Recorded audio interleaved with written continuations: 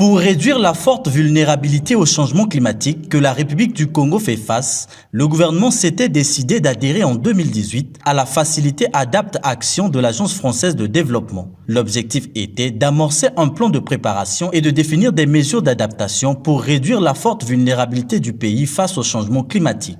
Ce 20 décembre, une délégation française conduite par l'ambassadrice de France en République du Congo a procédé à la restitution des livrables de la première phase à la ministre de l'Environnement, du Développement durable et du Bassin du Congo, coordinatrice technique de la Commission climat du Bassin du Congo. Plusieurs études structurantes ont été élaborées en réponse aux besoins exprimés par le gouvernement congolais, et j'en citerai quelques-unes.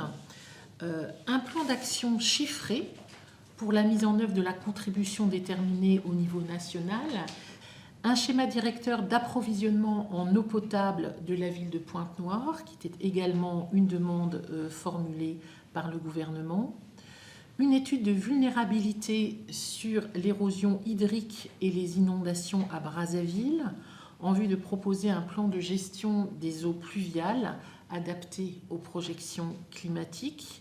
Et enfin, les études de vulnérabilité axées sur la capacité d'adaptation et de valorisation des écosystèmes sensibles, évidemment les tourbières, les mangroves, l'agriculture de savane, mais également les zones côtières. Placé sous la coordination d'Arlette Soudonono, le déploiement de la facilité Adapt Action est un programme décliné en 3 composantes, à savoir la composante renforcement des capacités techniques et institutionnelles, la composante intégration du climat dans les stratégies sectorielles et la composante étude de vulnérabilité et de préfaisabilité de projets d'adaptation sectorielle. En listant brièvement ces réalisations, je ne peux que me réjouir du partenariat fructueux qui nous lie.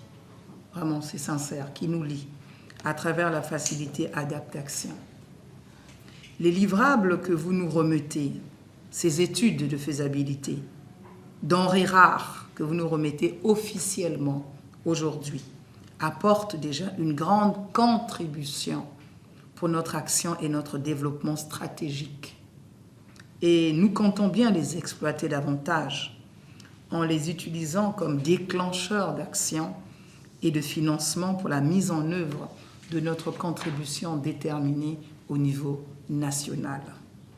Ils s'inscrivent en outre parfaitement dans le cadre de la vision à long terme portée par le président Denis Sassou Nguesso, notre chef d'État et premier écologiste du Congo.